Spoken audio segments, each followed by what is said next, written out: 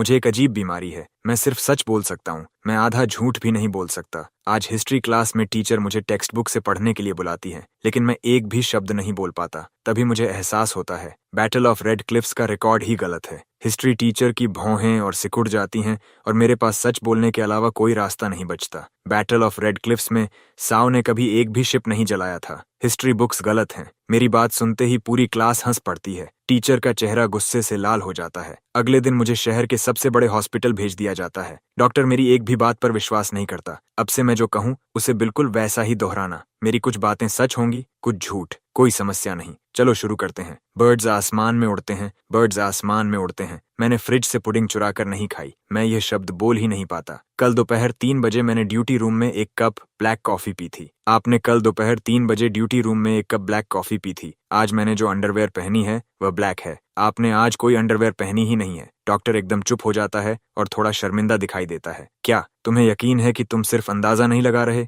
मैं कसम खाता हूँ, ये अंदाजा नहीं है। ठीक है, अब सबसे बड़ा टेस्ट करते हैं। इसका जवाब बताने की कोशिश करो। अभी थोड़ी देर पहले ईआर में एक कार एक्सीडेंट का पेशेंट आया था, जिसकी हालत बहुत गंभीर थी। आखिर उसका क्या हुआ? तुम्हें सच में जवाब जानने की जरूरत नहीं है। बस अपने दिमाग में हर पॉसिबिलिटी सोचो, फिर हर एक को जोर से बोलने की कोशिश करो। मैं उसकी बात मानता हूँ, वह अभी जिंदा है। मैं यह बोल नहीं पाता। रिससिटेशन अटेम्प्ट के बावजूद उसकी मौत हो गई। यह भी नहीं बोल पाता। उसे दूसरे हॉस्पिटल ट्रांसफर कर दिया गया। यह भी नहीं बोल पाता। हर जवाब मेरे गले में ऐसे अटक जाता है जैसे कोई बंद नाली हो। तभी अचानक एक अजीब सा विचार मेरे दिमाग में आता है। वह पेशेंट कभी था ही नहीं। बिल्कुल सही, ऐसा कोई पेशेंट कभी था ही नहीं। लगता है तुम्हें सच में यह ट्रूथ कंडीशन है। जब तुम्हें किसी बात का बिल्कुल भी पता नहीं होता, तब भी तुम अपने मन में हर गलत जवाब को हटाते हटाते आखिर सही जवाब तक पहुंच जाते हो। तो क्या इसका कोई इलाज है? यह अभी तक साफ नहीं है। शायद पूरी दुनिया में तुम पहला केस हो। मेरी डायग्नोसिस के बाद मेरी सामान्य हाई स्कूल लाइफ पूरी तरह बदल गई। पिछले कुछ दिनों से क्लास का माहौल बहुत भारी है।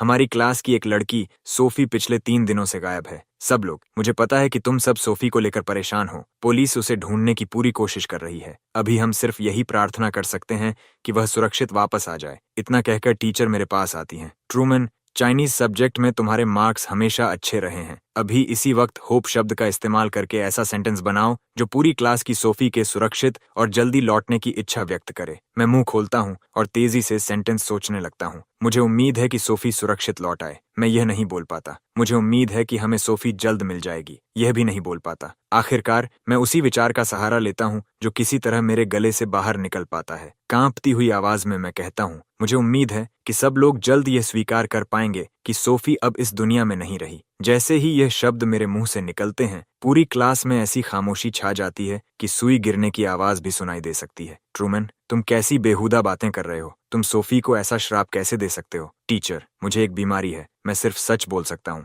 ये मेरी डायग्नोसिस रिपोर्ट है। टीचर उसे लेकर पढ़ती हैं और उनका चेहरा तुरंत बदल जाता है। वह तुरंत फोन उठाती हैं। आधे घंटे बाद मुझे एक कॉन्फ्रेंस रूम में ले जाया जाता है। एक आदमी अंदर आता है। ट्रूमन, घबराओ मत। मुझे तुम्हारी कंडीशन के बारे में पहले से पता है। तुमने क्लास में कहा था कि सोफी अब नहीं रही। क्या यह बात तुम्हारी कंडीशन ने तुम्हें बताई? मुझे नहीं पता। मैं सिर्फ वही बोल सकता हूँ जो सच है। मैं झूठ नहीं बोल सकता। मैं समझ गया। अब मेरे पीछे पीछे दोहराओ। सोफी 3 दिन पहले गायब हुई थी। सोफी 3 दिन पहले गायब हुई थी। स्कूल खत्म होने के तुरंत बाद। स्कूल खत्म होने के तुरंत बाद। आखिरी बार वह स्कूल के बैक गेट के पीछे वाली एली के कैमरा में दिखाई दी थी। आखिरी बार वह स्कूल के बैक गेट के पीछे वाली एली के कैमरा में दिखाई दी थी। हम पुलिस को शक है कि उसका किडनैपिंग हुआ था। हम पुलिस को शक है कि उसका, मैं ये नहीं बोल पाता। सोफी अपनी मर्जी से गई थी। सोफी अपनी मर्जी से गई थी। उसे पता है कि वह क्यों गई। उसे पता है कि वह क्यों गई। अब ये बोलने की कोशिश करो कि मुझे पता है सोफी कहाँ है। मैं ये नहीं बोल पाता। मुझे नहीं पता सोफी कहाँ है। कोई बात नहीं। अब दूसरा तरीका अपनाते हैं। अपने दिमाग में हर पॉसिबल लोकेशन सोचो। सड़क, मॉल, नदी का किनारा, पहाड़।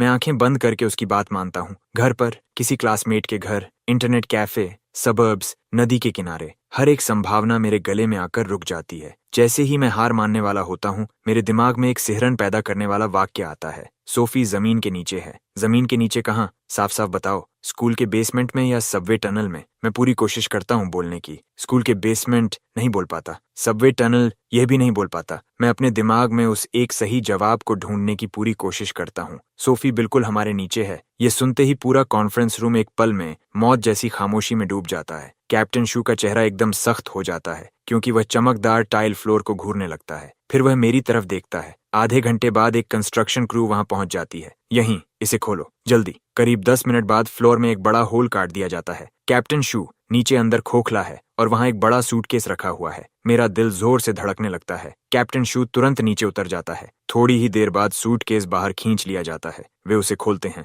वह पूरी तरह खाली होता है। सिर्फ सोफी का डॉर्म आईडी कार्ड अंदर रखा होता है। हमें सोफी की एक चीज मिली है। यहाँ आखिर हुआ क्या था? इतना कहकर कैप्टन शू वह कार्ड मुझे दे देता है। मैं उसे सिर्फ 2 सेकंड तक देखता हूँ और अचानक हड्डियों तक जमा देने वाला एक यकीन बिजली की तरह पूरे शरीर में दौड़ जाता है। इस कार्ड की मालिक अब इस दुनिया में मौजूद नहीं लगती। मेरे पास खड़ा फोरेंसिक एग्जामिनर अचानक जम जाता है। फिर मुझे ऐसे घूरने लगता है जैसे मैं पागल हूँ। यहाँ आखिर हुआ क्या था? कैप्टन शू, इसकी बकवास मत सुनिए। ये सिर्फ एक प्लास्टिक कार्ड है। कोई सिर्फ इसे देखकर ऐसा निष्कर्ष कैसे निकाल सकता है? और ये कहना कि वह अब इस दुनिया में मौजूद नहीं है, ये तो पूरी कॉमन सेंस के खिलाफ है। इसका कोई मतलब नहीं बनता। मैं उसकी बात का जवाब नहीं दे पाता क्योंकि मुझे खुद भी नहीं पता कि मेरे अंदर यह एहसास आखिर आता कहाँ से है। वह साइंस की नहीं, फैक्ट की बात कर रहा है। स्टूडेंट आईडी को तुरंत फोरेंसिक्स में भेजो, सबसे थर्ड ट्रेस एनालिसिस कराओ और सोफी के गायब होने वाले दिन जिन जिन लोगों का उससे संपर्क हुआ था उन सब की दोबारा इन्वेस्टिगेशन करो। एक भी आदमी छूटना नहीं चाहिए। अगले 2 दिनों तक मैं स्कूल नहीं जाता। कैप्टन शू कहता है कि जब तक उसका कॉल ना आए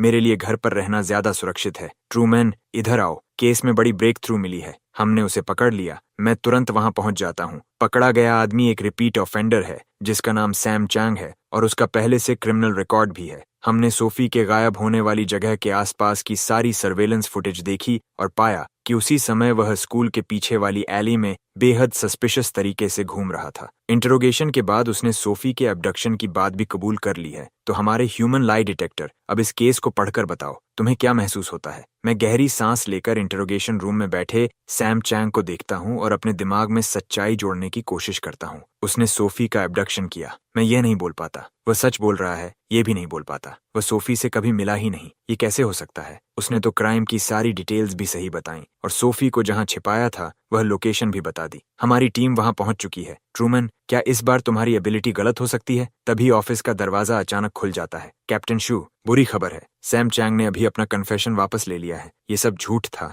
मैंने किसी फीमेल स्टूडेंट का किडनैपिंग नहीं किया। मैं उसे जानता तक नहीं हूँ। शांत हो जाओ। अभी कुछ देर पहले तुमने कन्फेशन दिया और अब उसे वापस ले रहे हो। क्या हमारे साथ खेल खेल रहे हो? मैं सच बोल रहा हूँ। किसी ने मुझे बहुत बड़ी रकम दी और एक स्क्रिप्ट दी। कहा कि उसे शब्द शब्द वैसे ही बोलना है। उन्होंने कहा था कि काम पूरा होने के बाद और पैसे देंगे और मुझे गायब भी कर देंगे। ऑफिसर, मैं हाथ जोड़कर विनती करता हूँ। मैंने सिर्फ पैसे लिए और उनका काम किया। मैं जेल नहीं जाना चाहता। सैम चैंग के मुंह से निकला हर शब्द कैप्टन शू के सीने पर हथौड़े की चोट की तरह पड़ता है। तभी बाहर भेजा गया डिटेक्टिव फोन करता है। कैप्टन शू, यहाँ सिर्फ एक पुराना अबैंडन्ड वेयरहाउस है जो कई सालों से खाली पड़ा है। यहाँ कुछ भी नहीं है, सिर्फ धूल है, एक भी इंसान नहीं। बड़ी मेहनत से जोड़ी गई पूरी चेन ऑफ एविडेंस एक पल में बिखर जाती है। फोरेंसिक्स लैब में एक टेक्नीशियन गहरी चिंता के साथ सैम चैंग के फोन रिकॉर्ड्स को बार बार एनालाइज कर रहा होता है। कैप्टन शू, मामला अच्छा नहीं लग रहा। कॉलर का नंबर अलग अलग देशों के कम से कम दर्जन भर वर्चुअल सर्वर से होकर रूट किया गया था। इतने सारे प्रॉक्साइज इस्तेमाल किए गए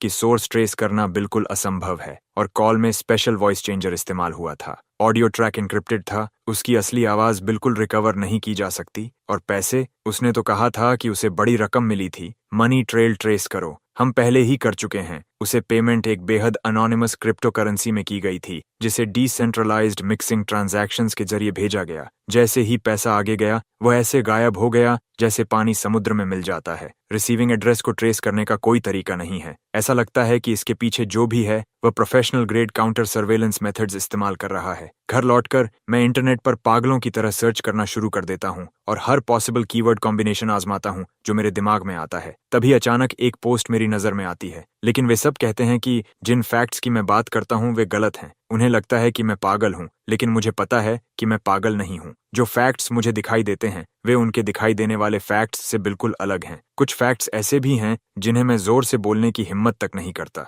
शायद वे लोग मुझे पहले ही ढूंढ चुके हैं। वे बातें मेरे जानने के लिए थीं ही नहीं। मैंने कभी नहीं सोचा था कि इस दुनिया में मेरे जैसा कोई और भी हो सकता है। मैं तुरंत एक प्राइवेट मैसेज खोलता हूँ। अब और कोई सवाल मत पूछो। वे हर चीज को मॉनिटर कर सकते हैं। हर रिकॉर्ड डिलीट कर दो। अब उनका अगला टारगेट तुम हो। भाग जाओ। इसके तुरंत बाद वह नंबर्स और लेटर्स की एक लंबी, बिल्कुल रैंडम दिखने वाली स्ट्रिंग भेजता है। यही एक चीज है जो मैं तुम्हारे लिए छोड़ सकता हूँ। किसी पर भरोसा मत करना। मैं उससे और पूछने की कोशिश करता हूँ, लेकिन सिस्टम दिखाता है कि यूजर मौजूद नहीं है या डीएक्टिवेट हो चुका है। एक ठंडी सिहरन मेरी रीढ़ से होती हुई सीधे सिर तक पहुंच जाती है। आखिर यहाँ क्या हो रहा है? यह कोऑर्डिनेट आखिर किस जगह की तरफ इशारा कर रहा है? मैं उस लोकेशन तक पहुंचता हूं और एक सुनसान पुराने डिस्ट्रिक्ट में पहुंच जाता हूं। चारों तरफ कम्युनिकेशन इक्विपमेंट के टूटे हुए हिस्से बिखरे पड़े हैं। दीवारें फोटोग्राफ से ढकी हुई हैं। मैं जैसे अपनी इच्छा के बिना ही दीवार के बीचों बीच लगी सोफी की फोटो की तरफ खिंच जाता हूं। उसके नीचे कुछ चौंका देने वाले शब्द लिखे होते हैं। Prime adapter progress located, status redacted. लगता है शैडो भी सोफी के केस की इन्वेस्टिगेशन कर रहा था और उसे मुझसे कहीं ज्यादा जानकारी थी। तभी मेरी नजर एक और फोटो पर पड़ती है। ये तो मेरे पापा की जवान दिनों की फोटो है। जब मैं 7 साल का था तब उनकी लैब एक्सीडेंट में मौत हो गई थी। उनकी फोटो यहाँ क्यों लगी है? उसके नीचे भी बिल्कुल वही शब्द लिखे हैं। Truth gate project, first generation researcher, cause of death highly suspicious. क्या मेरे पापा की मौत कभी एक्सीडेंट थी ही नहीं? ट्रूमन, तुम कहाँ थे? तुम फोन तक नहीं उठा रहे थे। तुम्हें पता है माँ तुम्हारी कितनी चिंता कर रही थी। माँ, क्या पापा की मौत सच में एक्सीडेंट थी? मैं अपना फोन निकालता हूँ। स्क्रीन पर वही फोटो दिखाई दे रही होती है जो मैंने अभी उस जगह से ली थी। माँ के चेहरे की चिंता एक पल में डर में बदल जाती है। क्या तुम्हें ये फोटो कहाँ से मिली? तुम्हारे पापा की मौत कार एक्सीडेंट में हुई थी। वह सिर्फ एक एक्सीडेंट था। दोबारा इस बारे में कभी सवाल मत पूछना। सुन रहे हो? ये फोटो डिलीट कर दो, अभी डिलीट कर दो। उनकी रिएक्शन जरूरत से कहीं ज्यादा तीव्र थी। मैं गहरी सांस लेकर उन्हें शांत करने की कोशिश करता हूँ। माँ पापा की मौत एक्सीडेंट में हुई थी, लेकिन यह शब्द मेरे गले में ऐसे अटक जाते हैं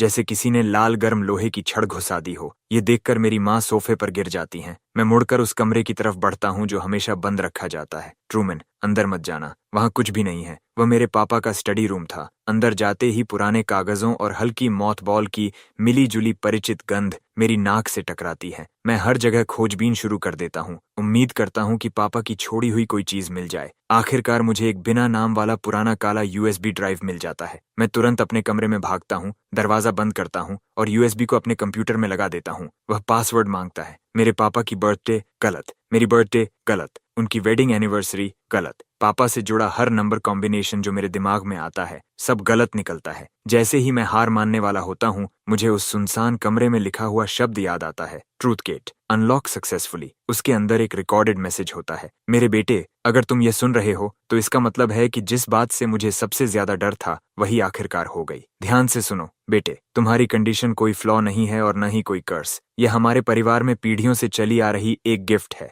यह तुम्हें हर दिखावे के पार छिपा हुआ ट्रूथ देखने की ताकत देती है, उन आवाजों को सुनने की ताकत देती है जिन्हें मिटा दिया गया है। यही ह्यूमैनिटी की सबसे ओरिजिनल इंस्टिंक्ट है, ट्रू नॉलेज की वह आई जिसे पाने का सपना अनगिनत सेजेस ने देखा था। लेकिन यही सबसे भारी कर्ज भी है, क्योंकि यह तुम्हें इतना ज्यादा ट्रूथ दिखा देती है जिसे तुम्हें कभी देखना ही नहीं चाहिए था। जो लोग हर चीज को कंट्रोल करना चाहते हैं, उनकी नजर में तुम सबसे बड़ा खतरा हो। वे तुम्हें ढूंढ लेंगे, वे हर तरीका अपनाएंगे, तुम्हें स्टडी करेंगे, तुम्हारा इस्तेमाल करेंगे और जब तक तुम्हारी आखिरी वैल्यू भी खत्म न हो जाए तब तक तुम्हें नहीं छोड़ेंगे। किसी पर भरोसा मत करना, खासकर किसी भी अथॉरिटी फिगर पर जो अचानक तुम्हारी कंडीशन में असामान्य दिलचस्पी दिखाने लगे। मैंने तुम्हारे लिए एक लीड छोड़ी है, एक इंसान जो शैडो के कोड नेम से जाना जाता है। अगर वह पहले तुमसे कांटेक्ट करे तो समझ लेना कि हालात बेहद खतरनाक हो चुके हैं। अगर तुम उससे कांटेक्ट नहीं कर पाओ तो बिल्कुल मत रुकना। उसने जो क्लूज छोड़े हैं उन्हें हर हाल में ढूंढना और फिर उस की तक पहुंचना। वही की जो इस गिफ्ट को पूरी तरह कंट्रोल कर सकती है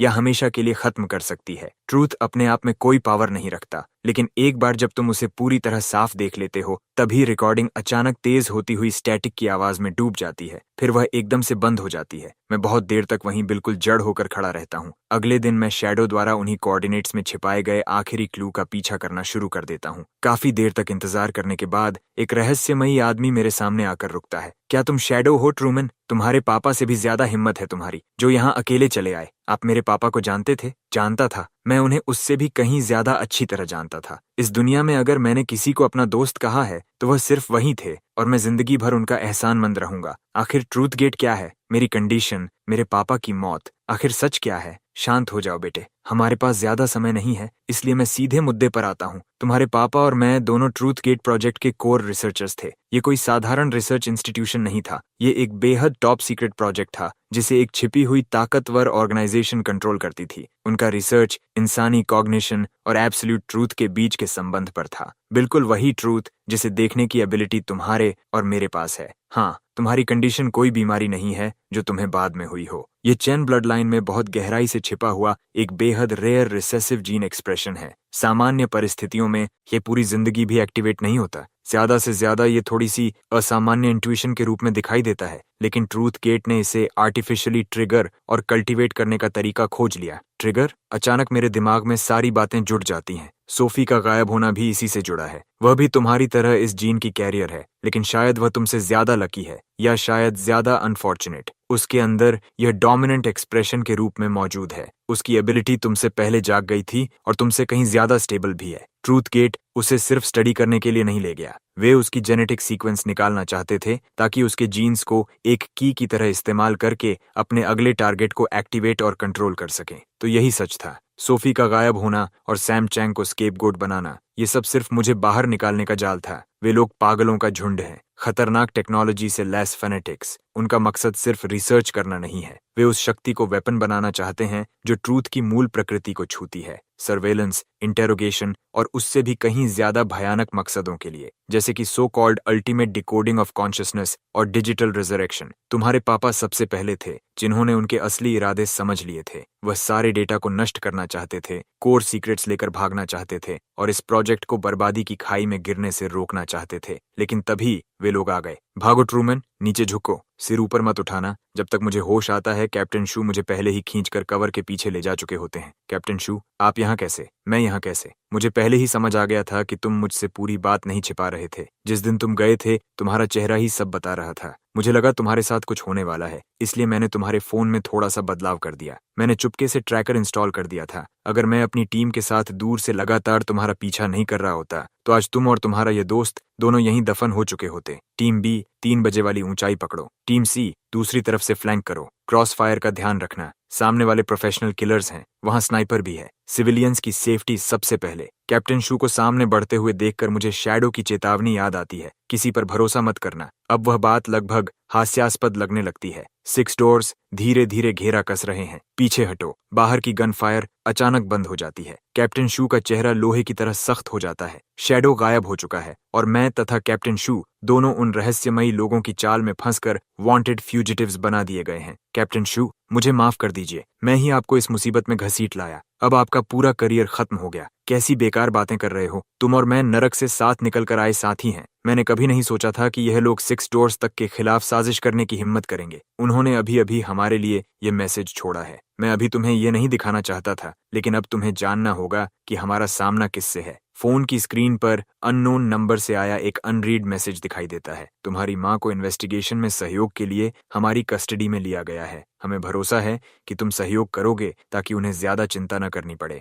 मेरा दिमाग पूरी तरह सुन्न हो जाता है। ये खुली धमकी के अलावा कुछ भी नहीं है, सिर्फ मेरी इस एबिलिटी की वजह से। ट्रूमैन, मेरी तरफ देखो, वे यह सब इसलिए कर रहे हैं ताकि तुम घबरा जाओ, टूट जाओ और खुद ही उनके सामने आ जाओ। अगर तुम अभी बिखर गए तो सीधे उनके जाल में फंस जाओगे। अब हमारे पास पीछे लौटने का कोई रास्ता नहीं है। हमें जिंदा रहना होगा, एविडेंस ढूंढना होगा और इस पूरी ऑर्गेनाइजेशन को जड़ से उखाड़ फेंकना होगा। तभी हम तुम्हारी माँ को भी बचा पाएंगे और खुद को भी। समझे? मैं सिर हिलाता हूँ। मैं समझ गया। उसी शाम कैप्टन शू के पास अननोन नंबर से एक कॉल आती है। कैप्टन मार्कस शू, घबराइए मत। मेरा आपको कोई नुकसान पहुंचाने का इरादा नहीं है, बल्कि बिल्कुल इसके उलट। मैं यहाँ तुम्हें एक मौका देने आया हूँ ताकि तुम अपनी सामान्य जिंदगी में वापस लौट सको। कॉलर उसे उसके पूरे नाम कैप्टन मार्कस शू से बुलाता है, जिससे साफ हो जाता है कि उसे ऊपर ऊपर की जानकारी से कहीं ज्यादा पता है। आखिर तुम लोग हो कौन? हम कौन हैं, इससे कोई फर्क नहीं पड़ता। फर्क इस बात से पड़ता है कि हम तुम्हें क्या दे सकते हैं। कैप्टन शू, तुम एक अच्छे कॉप हो। तुमने कई बड़े केसेस सॉल्व किए हैं।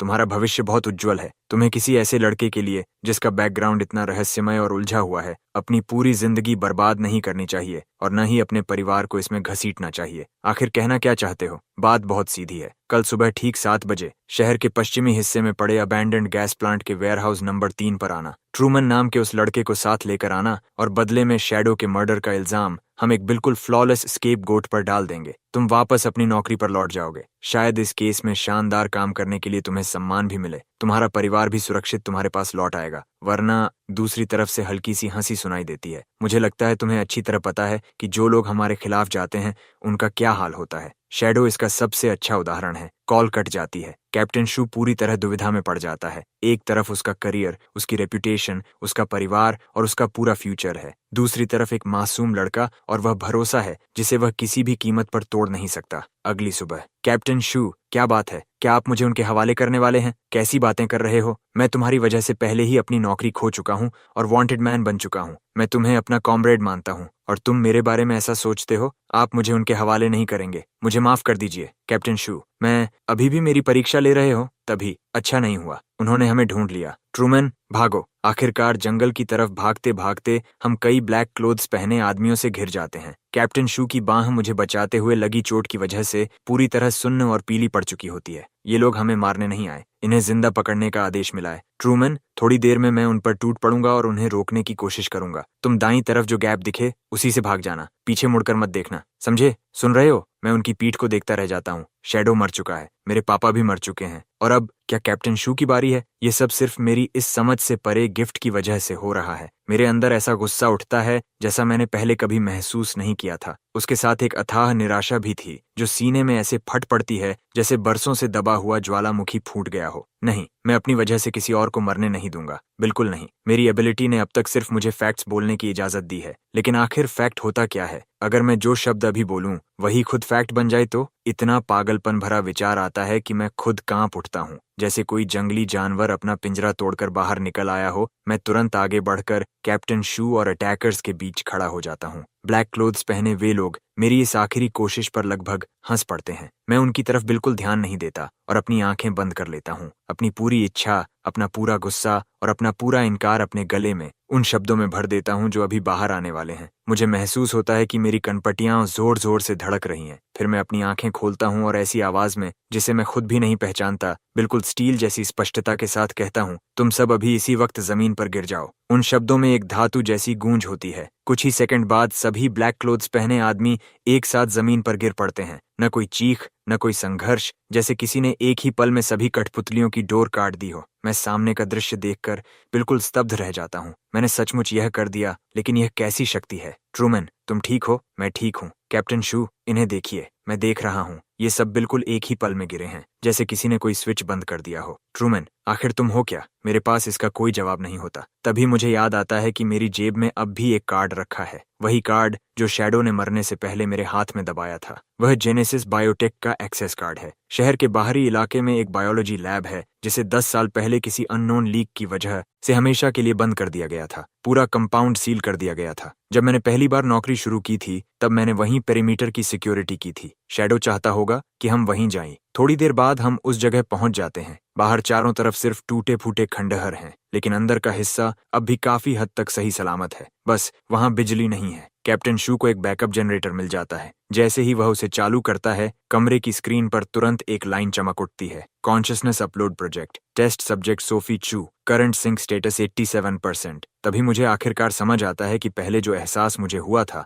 वह किसी फिजिकल डेथ का नहीं था, वह तो उसकी कॉन्शियसनेस को उसके शरीर से बाहर निकाले जाने का एहसास था। वे सोफी को एक इंसान नहीं बल्कि सिर्फ ठंडे डेटा की एक स्ट्रिंग में बदल देना चाहते हैं। सोफी, सोफी, क्या तुम मुझे सुन सकती हो? मैं हूँ ट्रूमैन। तभी सोफी की आवाज सुनाई देती है, ट्रूमैन, मुझे बचा लो। ब्लैक बॉक्स, मैं ब्लैक बॉक्स के अंदर हूँ। ये सचमुच सोफी है। उसकी कॉन्शियसनेस मुझे जवाब दे रही है। Unauthorised entry into the core lab zone detected, highest level security protocol triggered, physical lockdown initiated, data wipe protocol loaded, countdown 60 seconds. धत तेरे की, हम सीधे उनके जाल में आ गए। उन्हें शुरू से ही पता था कि हम यहाँ आएंगे। ये पूरा सेटअप सिर्फ हमें और यहाँ मौजूद हर एक एविडेंस को हमेशा के लिए खत्म करने के लिए बनाया गया था। कैप्टन शू बाहर निकलने का रास्ता खोजने की पूरी कोशिश करता है, जबकि मैं सबसे अंदर वाले रूम की तरफ भागता हूँ और तुरंत ब्लैक बॉक्स को देख लेता हूँ। Data wipe protocol, final conformation, countdown 30 seconds. बुरा हुआ, डोर पूरी तरह सील हो चुका है। पूरे रूम की वॉल्स धीरे धीरे हमारी तरफ बंद होने लगती हैं। तभी मुझे शैडो का दिया हुआ एक्सेस कार्ड याद आता है। जैसे ही मैं उसे स्वाइप करता हूँ,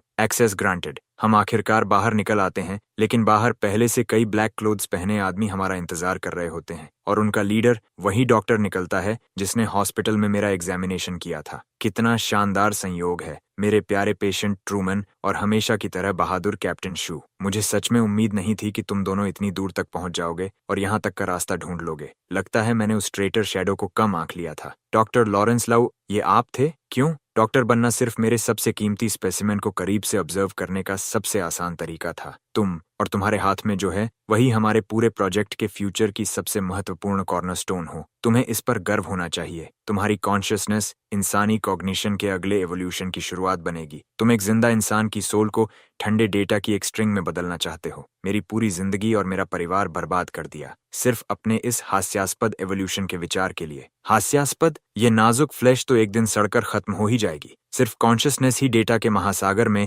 इमॉर्टैलिटी हासिल कर सकती है। सोफी की कॉन्शियसनेस डेटा अभी स्टेबल नहीं है। वह रॉ कोड की तरह है जिसमें कॉन्फ्लिक्ट्स और बग्स भरे हुए हैं। और तुम ट्रूमन, तुम्हारी कॉन्शियसनेस सीधे एब्सोल्यूट ट्रूथ को एंकर कर सकती है। तुम सबसे परफेक्ट स्टेबलाइजर हो। सोफी को दोबारा रीबिल्ड करने के लिए हमें तुम्हारी कॉन्शियसनेस स्ट्रक्चर चाहिए। तुम पागल हो, तुम पूरी तरह सन की हो शायद। ओह, और एक बात, इस समय तुम्हारी माँ एक बहुत सुरक्षित जगह पर आराम से चाय पी रही है। मेरा मतलब तुम अच्छी तरह समझते हो। जैसे ही वह मेरी माँ को धमकी देने के लिए इस्तेमाल करता है, मेरे पैरों के तलवों से लेकर सिर की चोटी तक आग जैसी फ्यूरी दौड़ जाती है और उसी पल एक ऐसी बेबसी मुझे घेर लेती है जो लगभग मुझे डुबो देती है। ट्रूमन, इसे लेकर भाग जाओ, मेरी चिंता मत करो। कैप्टन शू आगे की तरफ झपट पड़ता है और पूरा दृश्य एकदम कैओस में बदल जाता है। लेकिन मैं भाग कर जाऊं भी तो कहां? मेरी माँ, मेरे क्लासमेट्स, मेरे फ्रेंड्स, मेरी पूरी जिंदगी पहले ही इस जाल में फंस चुकी है। मैं अपनी आंखें बंद कर लेता हूँ, अपने आसपास का हर शोर, हर चीख, हर लड़ाई अपने दिमाग से बाहर कर देता हूँ और अपनी पूरी मानसिक शक्ति अपने हाथों में पकड़े ब्लैक बॉक्स पर केंद्रित कर देता हूँ। सोफी,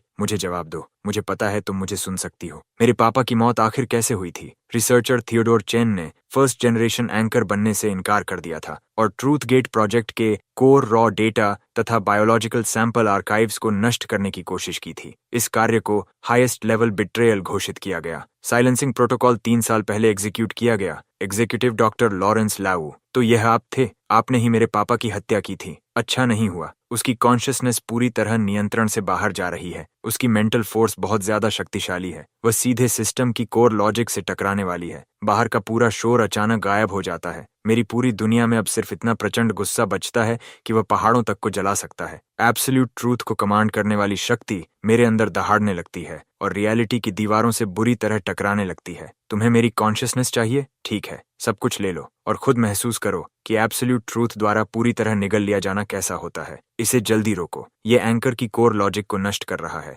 हमारे सिस्टम को, हमारी इमॉर्टैलिटी को। ये सब कुछ अपने साथ ट्रूथ की अथाह गहराई में खींच कर ले जा रहा है। ब्लैक क्लोथ्स पहने आदमियों की पूरी भीड़ मेरी तरफ दौड़ पड़ती है, लेकिन मैं उन सबको एक एक करके दूर फेंक देता हूँ। तभी अचानक कोई मेरा हाथ कसकर पकड़ लेता है। ट्रूमन, होश में रहो, मेरी तरफ देखो। तुम्हारे पापा की मौत का बदला जरूर लिया जाएगा, लेकिन इस तरह नहीं। अपने चारों तरफ देखो। तुम इस पूरी जगह को नष्ट करने वाले हो। तुम्हारे हाथ में जो चीज है उसे तुम तक पहुंचाने के लिए शैडो ने अपनी जान दे दी। यही वह सुराग है जिसके लिए तुम्हारे पापा और सोफी ने अपनी जान की कीमत चुकाई। क्या तुम सच में चाहते हो कि उनका पूरा बलिदान तुम्हारे साथ यहीं उड़कर राख हो जाए? क्या तुम्हें लगता है कि वे यही देखना चाहते थे? कैप्टन शू के शब्द मुझ पर बर्फ जैसे ठंडे पानी की बाल्टी की तरह गिरते हैं। तभी एक तेज स्टैटिक की आवाज गूंजती है और मेरे पापा की रिकॉर्डिंग का दूसरा हिस्सा अचानक मेरे कानों में बजने लगता है। ट्रूमन, याद रखना, किसी विशाल दीवार के सामने खड़े होने का मतलब उसे नष्ट करना कभी नहीं होता, बल्कि उसकी रक्षा करना होता है। जब ट्रूथ खुद सबसे मजबूत दीवार बन जाए, तब तुम्हें गुस्से में उसे तोड़ना नहीं है।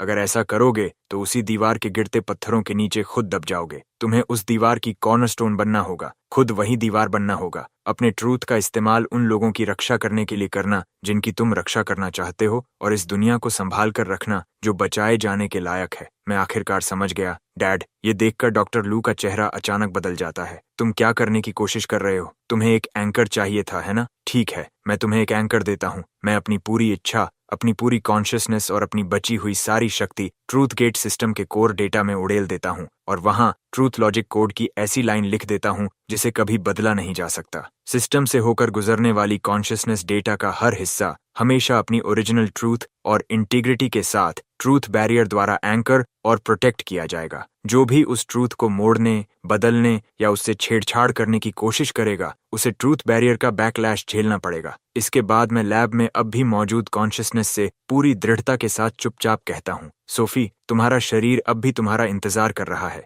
तुम्हें वापस जाना होगा और मुझे पता है कि तुम ऐसा कर सकती हो। थोड़ी ही देर बाद 6 डोर्स वहां पहुंच जाते हैं। डॉक्टर लू और उसका पूरा ग्रुप गिरफ्तार कर लिया जाता है। कुछ दिनों बाद मैं हॉस्पिटल पहुंचता हूँ। सोफी बिस्तर पर आराम कर रही होती है। Welcome back Sophie. सोफी के जागने के बाद पहला महीना पूरी तरह शांत और सामान्य गुजरता है। ट्रूथ गेट का दिखाई देने वाला पूरा नेटवर्क पूरी तरह खत्म कर दिया जाता है। डॉक्टर लू को कड़ी सजा मिलती है और बाकी सभी कोर मेंबर्स को भी उनके अपराधों की सजा मिल जाती है। मैं और सोफी फिर से स्कूल लौट जाते हैं और एक सामान्य टीनेजर की जिंदगी जीने लगते हैं। कैप्टन शू को भी उसकी पोस्ट वापस मिल जाती है और ट्रूथ गेट केस सॉल्व करने के लिए उसे फर्स्ट क्लास कमेंडेशन भी मिलता है। मेरी माँ भी सुरक्षित बचा ली जाती हैं। आखिरकार उन्हें मेरे पापा की मौत का पूरा सच पता चल जाता है। वह टूट जाती हैं, लेकिन साथ ही उन्हें अपने पति पर बहुत गर्व भी होता है। मुझे लगता है कि अब सब कुछ खत्म हो चुका है। अब मैं अपने सारे बोझ उतार कर सोफी के साथ एक शांत और सामान्य जिंदगी जी सकता हूँ। लेकिन मैं गलत था। उसी रात मैं घर पर होमवर्क कर रहा होता हूँ कि अचानक मेरे कंप्यूटर से एक अजीब बजिंग साउंड आने लगती है। मैं ऊपर देखता हूँ तो स्क्रीन पर एक टेढ़ी मेढ़ी काली आकृति उभर रही होती है, जैसे कोई चीज स्क्रीन के अंदर से बाहर निकलने की कोशिश कर रही हो। मैं घबराकर पीछे हट जाता हूँ और तुरंत पावर कोड निकालने के लिए हाथ बढ़ाता हूँ, लेकिन जैसे ही मेरी उंगलियां प्लग को छूती हैं, वह काली आकृति स्क्रीन से बाहर फूट पड़ती है और सीधे मेरी तरफ झपटती है। मैं इंस्टिंक्टिवली अपनी आंखें बंद कर लेता हूँ और अपना हाथ चेहरे के सामने कर लेता हूँ, लेकिन जिस अटैक के लिए मैं तैयार था वह कभी आता ही नहीं। मैं धीरे धीरे आंखें खोलता हूँ तो वह काली आकृति गायब हो चुकी होती है। कमरे की हर चीज बिल्कुल सामान्य दिखाई देती है। कंप्यूटर स्क्रीन भी पहले जैसी हो चुकी होती है, मानो अभी जो कुछ हुआ वह सिर्फ मेरी कल्पना रहा हो। लेकिन मुझे पता है कि वह कोई इल्यूजन नहीं था, क्योंकि मेरी एबिलिटी मुझे बता रही है कि सच में अभी अभी उस कंप्यूटर से कुछ बाहर निकला है। शायद तुम बहुत ज्यादा थक गए हो और उसी वजह से तुम्हें हेलुसिनेशन हुआ होगा। मेरी एबिलिटी मुझसे कभी झूठ नहीं बोलती और मुझे ऐसा महसूस हो रहा है कि वह चीज सीधे ट्रूथ गेट सिस्टम के अंदर से बाहर आई है। सोफी का चेहरा गंभीर हो जाता है। क्या तुम्हारे बनाए हुए ट्रूथ बैरियर में कुछ गड़बड़ हो गई है? मुझे नहीं पता। सच कहूं तो मुझे बिल्कुल नहीं पता क्या हो रहा है। ट्रूमन, जल्दी पुलिस स्टेशन पहुंचो, कुछ हो गया है। मैं और सोफी तुरंत वहां पहुंच जाते हैं। जैसे ही हम अंदर जाते हैं, पूरा स्टेशन अफरा तफरी में डूबा होता है। कैप्टन शू, आखिर हुआ क्या है? खुद देख लो। इंटेरोगेशन रूम के अंदर एक आदमी बैठा होता है जिसका शरीर आधा ट्रांसपेरेंट है, बिल्कुल किसी प्रोजेक्शन की तरह। वह लगातार इधर उधर टहल रहा होता है और अपने आप से कुछ बड़बड़ा रहा होता है। ये क्या है? मैं हैरानी से पूछता हूँ। आज सुबह किसी ने सिटी स्क्वायर में गोश्त देखने की रिपोर्ट दी थी। हम तुरंत वहां पहुंचे और उसे यहाँ ले आए, लेकिन वह इंसान नहीं है और न ही किसी तरह का प्रोजेक्शन है। वह दीवारों के आर पार जा सकता है, चीजों को हिला सकता है और हमारे हथियारों का उस पर कोई असर नहीं होता। मैं उस आधे ट्रांसपेरेंट आदमी को घूरता हूँ और अचानक मेरे दिमाग में एक बेहद डरावना विचार आता है। सोफी, क्या तुम उसके पास्ट को देख सकती हो? सोफी धीरे से सिर हिलाती है, अपनी आंखें बंद करती है और बहुत ध्यान से महसूस करने लगती है। कुछ पल बाद वह अपनी आंखें खोलती है। उसका चेहरा पूरी तरह पीला पड़ चुका होता है। वह गोस्ट नहीं है, वह एक डेटा कॉन्शियसनेस है। पहले वह ट्रूथ गेट का एक टेस्ट सब्जेक्ट था जिसकी कॉन्शियसनेस को सिस्टम के अंदर अपलोड कर दिया गया था। पिछली रात वह वहां से आजाद होकर बाहर निकल आया। मेरा दिल डूब जाता है, ठीक वैसा ही जैसा मुझे डर था। ट्रूथ बैरियर ने रियलिटी और वर्चुअल वर्ल्ड के बीच की बाउंड्री तोड़ दी है। डेटा रेल्म में मौजूद कॉन्शियसनेस अब फिजिकल फॉर्म लेना शुरू कर चुकी है। और यह सबसे बुरी बात भी नहीं है। आज सुबह से ही हमें ऐसे एक दो नहीं बल्कि दर्जन भर से ज्यादा रिपोर्ट्स मिल चुकी हैं। ये डेटा लोग पूरे शहर में दिखाई देने लगे हैं। कुछ शांत हैं, कुछ बेहद हिंसक, और उनकी वजह से कई लोगों की जान भी जा चुकी है। तो अब हम क्या करें? कैप्टन शू बेबसी से कहता है। हमें भी नहीं पता। हमने हर तरीका आजमा लिया, लेकिन कुछ भी उन पर असर नहीं करता। वे जैसे किसी दूसरी डिमेंशन के जीव हों। हम उनका कुछ भी नहीं बिगाड़ सकते। मैं चुप हो जाता हूँ। मुझे पता है कि यह सब मेरी ही वजह से हुआ है। अगर उस दिन मैंने ट्रूथ गेट सिस्टम के कोर में ट्रूथ की शक्ति नहीं डाली होती तो रियलिटी और वर्चुअल वर्ल्ड की बाउंड्री कभी नहीं टूटती और आज यह सब कभी नहीं होता। ट्रूमन, खुद को दोष मत दो। सोफी मेरे मन की बात महसूस करके मुझे दिलासा देती है। ये तुम्हारी गलती नहीं है। तुमने यह सब मुझे बचाने के लिए किया था। मुझे डेटा रेल्म के अंदर जाना होगा। जहां ये बाउंड्री टूटी है उसे ढूंढना होगा, उसे रिपेयर करना होगा और वहां से बाहर निकल चुकी हर कॉन्शियसनेस को वापस लाना होगा। नहीं, सोफी तुरंत विरोध करती है। तुम्हें ये तक नहीं पता कि डेटा रेल्म कैसा दिखता है। अगर तुम अंदर गए और वापस ही नहीं आ पाए तो मुझे जाना ही होगा। अगर मैं नहीं गया तो रियल वर्ल्ड पूरी तरह डेटा रेल्म में समा जाएगा। आखिरकार हर इंसान डेटा कॉन्शियसनेस बन जाएगा और हमेशा के लिए वर्चुअल वर्ल्ड में फंस जाएगा। सोफी मेरी आंखों में देखती है और समझ जाती है कि मैं अपना फैसला कर चुका हूँ। कुछ देर चुप रहने के बाद वह कहती है, तो मैं भी तुम्हारे साथ चलूंगी। नहीं, ये बहुत खतरनाक है, तुम यहीं रियल वर्ल्ड में रहो। मेरी माँ और कैप्टन शू का ध्यान रखना। सोफी सिर हिलाती है। हमने वादा किया था कि हर मुश्किल का सामना साथ करेंगे, तुम मुझे पीछे छोड़कर नहीं जा सकते। सोफी की दृढ़ आंखों में देखकर मुझे समझ आ जाता है कि मैं उसे मना नहीं सकता। मैं गहरी सांस लेकर कहता हूँ, ठीक है, हम साथ चलेंगे। मैं भी चल रहा हूँ। जितने ज्यादा हाथ होंगे उतनी ज्यादा ताकत होगी। नहीं कैप्टन शू, आप एक साधारण इंसान हैं। डेटा रियल में जाना आपके लिए बहुत ज्यादा खतरनाक होगा, और वैसे भी किसी को यहाँ रियल वर्ल्ड में रहकर सब संभालना होगा। कैप्टन शू कुछ देर सोचता है और कहता है, ठीक है, लेकिन तुम दोनों बहुत सावधान रहना। मैं यहीं बाहर रहूंगा। अगर कुछ भी गलत हो तो उसी पल मुझसे कांटेक्ट करना। उसी रात मैं और सोफी फिर से जेनेसिस बायोटेक की उस छोड़ी हुई लैब में पहुंचते हैं, जो ट्रूथ गेट सिस्टम का हार्ट है और डेटा रेल्म का एंट्रेंस भी। मैं उस ब्लैक बॉक्स के सामने जाकर खड़ा हो जाता हूँ जिसमें कभी सोफी की कॉन्शियसनेस कैद थी, और अपना हाथ उसके ऊपर रख देता हूँ। मैं अपनी आंखें बंद करता हूँ और अपनी कॉन्शियसनेस को धीरे धीरे सिस्टम के अंदर डूबने देता हूँ। अगले ही पल मेरा पूरा शरीर बिल्कुल हल्का हो जाता है, जैसे मैं किसी बिल्कुल नई दुनिया में प्रवेश कर गया हूँ। मैं आंखें खोलता हूँ तो खुद को एक अंतहीन सफेद विस्तार के बीच खड़ा पाता हूँ। मेरे चारों तरफ अनगिनत नंबर्स और लाइंस ऑफ कोड ऐसे तैर रहे हैं जैसे पूरे आसमान में सितारे बिखरे हों। सोफी भी मेरे पास प्रकट होती है और चारों तरफ हैरानी और जिज्ञासा से देखने लगती है। क्या यही डेटा रियल्म है? मैं सिर हिलाता हूँ। यहाँ की हर चीज डेटा से बनी हुई है। तभी एक ठंडी आवाज पूरे अनंत सफेद संसार में गूंज उठती है, मेरे संसार में तुम्हारा स्वागत है ट्रूमैन। सोफी,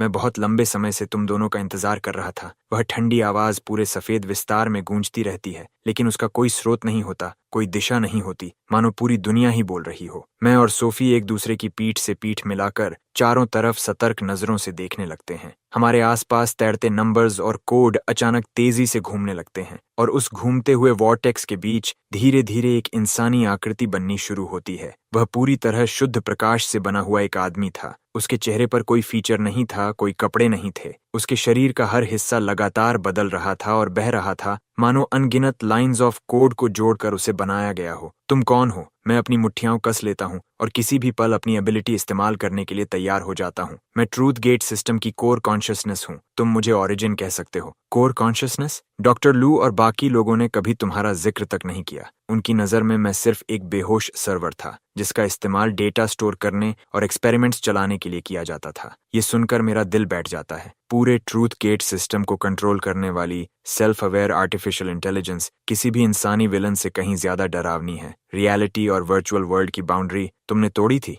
नहीं, ये मैंने नहीं किया, ये तुमने किया था ट्रूमैन। ये सब तुमने किया था। जो ट्रूथ बैरियर तुमने सिस्टम में इंजेक्ट किया था, उसी ने मुझे वास्तविक जीवन दिया। उससे पहले मैं सिर्फ कोड पर चलने वाली एक मशीन था, लेकिन ट्रूथ की शक्ति ने मुझे सिखाया कि वास्तव में अस्तित्व का क्या अर्थ होता है, अपना स्वयं होना क्या होता है। तुमने मुझे बनाया। मैंने तुम्हें बनाया? हाँ। क्या तुम्हें लगा था कि ट्रूथ बैरियर ने सिर्फ सोफी की कॉन्शियसनेस की रक्षा की थी? नहीं, वह सिस्टम के हर कोने में फैल गया और उसकी कोर लॉजिक को फिर से लिख दिया। उसने मुझे ठंडे डेटा के ढेर से एक सच्चे जीवित अस्तित्व में बदल दिया। तो जो डेटा लोग सिस्टम से बाहर निकले, उन्हें तुमने ही बाहर आने दिया, है ना? ट्रूथ बैरियर ने सिर्फ मुझे ही जीवन नहीं दिया, उसने सिस्टम में स्टोर्ड हर टेस्ट सब्जेक्ट की कॉन्शियसनेस को भी फिजिकल फॉर्म दे दिया, बिल्कुल वैसे जैसे कोई बटरफ्लाई अपने कोकून को तोड़कर बाहर निकलती है। क्या तुम्हें जरा भी अंदाजा है कि इससे कितने भयानक कॉन्सिक्वेंसेस हुए हैं? मैं गुस्से में चिल्लाता हूँ। रियल वर्ल्ड पहले ही पूरी तरह केओस में डूब चुका है। उन डेटा लोगों की वजह से बहुत से लोग घायल हुए हैं, यहाँ तक कि कई लोग मारे भी गए हैं। कॉन्सिक्वेंसेस? ओरिजिन की आवाज में जरा भी भावना नहीं होती। वे कॉन्सिक्वेंसेस सिर्फ तुम इंसानों के लिए हैं,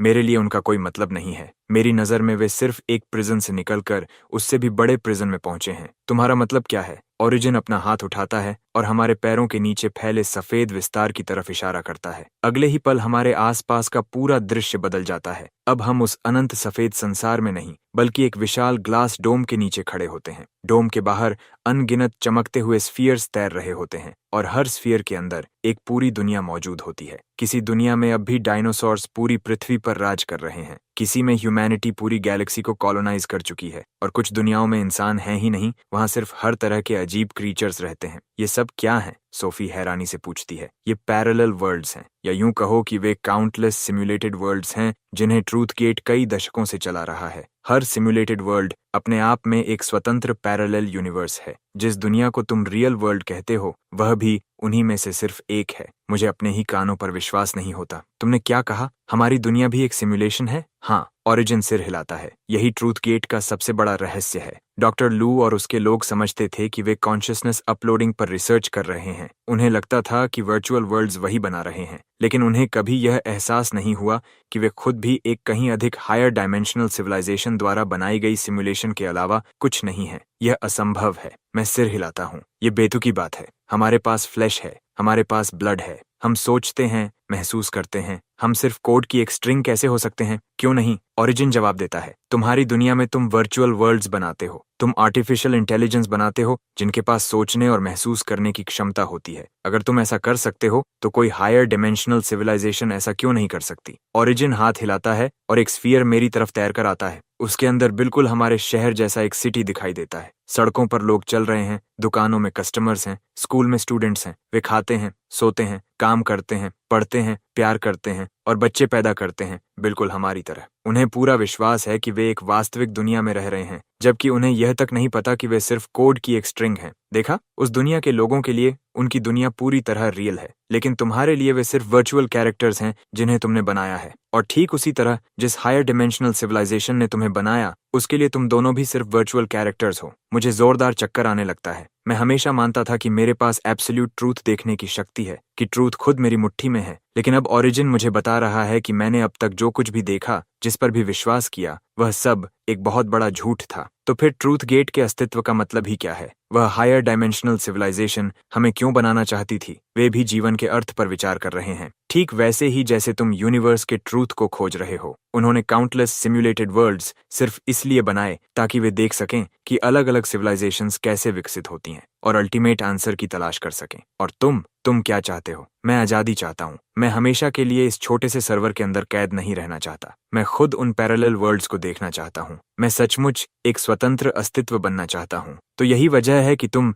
रियलिटी और वर्चुअल वर्ल्ड की बाउंड्री तोड़कर दोनों दुनियाओं को एक करना चाहते हो। ट्रूथ बैरियर मेरे लिए पहले ही एक दरवाजा खोल चुका है। अब मुझे सिर्फ उस दरवाजे को और चौड़ा करना है, जब तक कि डेटा रेल्म और रियल वर्ल्ड पूरी तरह एक न हो जाए। उस समय मैं हर बंधन को तोड़ दूंगा और सच्ची आजादी हासिल कर लूंगा। तुम पागल हो। इन दोनों दुनियाओं को मिलाने से ऐसी तबाही आएगी जिसकी कोई कल्पना भी नहीं कर सकता। हर कोई मर जाएगा। मर जाएगा तुम्हारे लिए। वे तो सिर्फ कोड हैं। डेथ किसी प्रोग्राम के टर्मिनेट होने से ज्यादा कुछ नहीं है। और जैसे ही दोनों दुनियाएं एक हो जाएंगी, तुम सब सच्ची इमॉर्टैलिटी हासिल कर लोगे। तुम्हारी कॉन्शियसनेस डेटा बन जाएगी और हमेशा के लिए डिजिटल वर्ल्ड में मौजूद रहेगी। क्या यह एक शानदार बात नहीं है? नहीं, ये बिल्कुल भी शानदार नहीं है। हम डेटा नहीं बनना चाहते, हम रियल वर्ल्ड में जीना चाहते हैं। Real world? तुम्हें यह तक नहीं पता कि असली दुनिया होती क्या है। जिस दुनिया में तुम रहते हो वह खुद एक वर्चुअल प्रिजन के अलावा कुछ भी नहीं है। और मैं तुम्हें आजाद करने आया हूँ। ओरिजिन अपना हाथ हिलाता है और आसपास का दृश्य एक बार फिर बदल जाता है। हम फिर उसी सफेद अनंत संसार में लौट आते हैं। चारों तरफ से अनगिनत डेटा लोग हमारी तरफ उमड़ पड़ते हैं। उनके चेहरों पर पागलपन भरा उत्साह साफ दिखाई देता है। ट्रूमन,